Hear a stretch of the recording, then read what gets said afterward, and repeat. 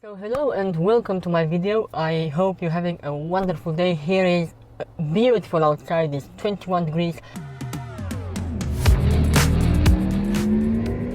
A friend of mine bought a new Mercedes and the AMG GT, and when he jumped in my car he said that the interior is too boring, and that gave me an idea.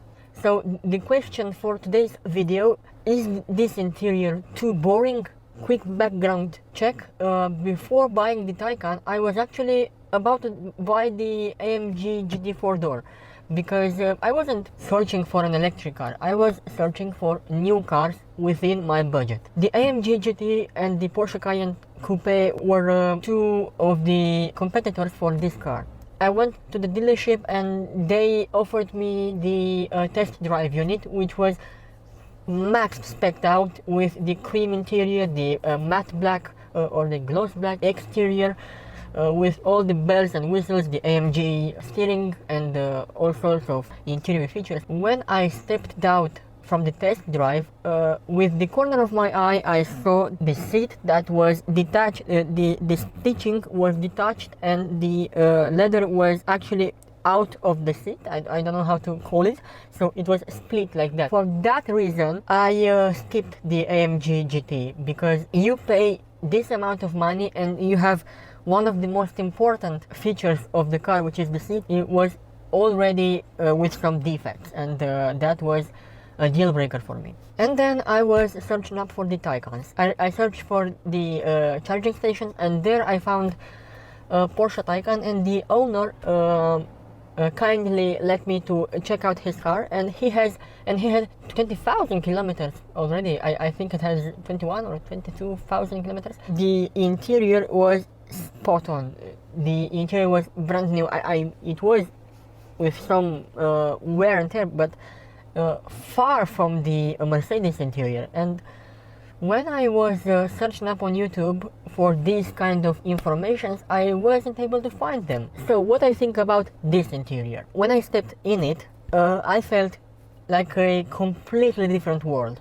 The units I stepped in didn't have the optional display, but I was amazed by this curved display and this display right here, which in the pictures they are much bigger, but in the reality they are about this size. So they are completely manageable, and this screen right here, now it feels pretty normal to me, but in that moment when I stepped in the car, the screen felt huge, because in my previous car, the Mercedes CLS, it has a tiny display, and from that car to this car the difference was quite significant. I think this is a pretty simple interior. It's not for everybody. That's why my friend went for the Mercedes rather than the Porsche, because he had the money for both. The simple fact like this, deciding the interior spec, the what features, what the ambient lighting is, these kind of things matter at this price range.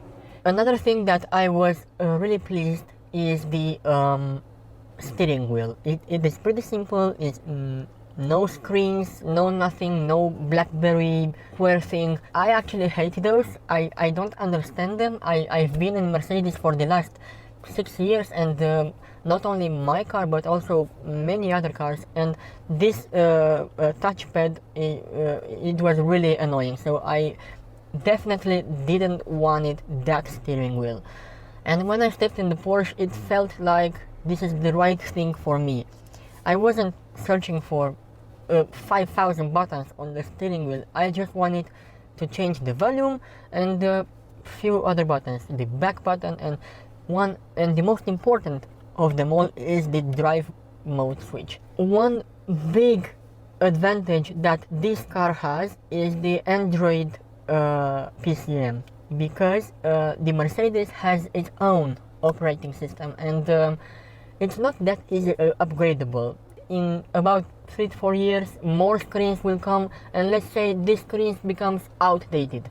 I just take this off and put the new one, and I have the 4K display or Netflix, or I don't know what the developers has prepared for us, but I'm really ready to see it happen, because as you all know, the technology moves quite fast, and we have to keep an eye on those sorts of things, so the car won't feel outdated from 2 years or even less. I think the Mercedes will be much harder to upgrade, and the screens, they might be interesting, but it's too much for me. I wanted a really driver's focused vehicle rather than a comfortable drive, rather than I don't know, having so much luxury but less driving experience. This is it's beautiful, but not in your face. The Mercedes has the ambient lighting, has the two displays that are huge.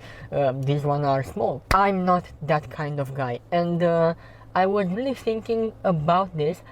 Why my friend decided to go to the Mercedes rather than the Porsche, because even though he didn't want the electric Taycan, but he had the Panamera and the Macan, the Cayenne, but he was interested in the flashy stuff, the ambient lighting, the wow factor, and that car certainly has the wow factor. Every Mercedes, even the EQS with its hyper screen, or even though the smaller screen like in the S-Class, they have the wow factor immediately. It's not like in the Taycan where you just step in it and you do your thing.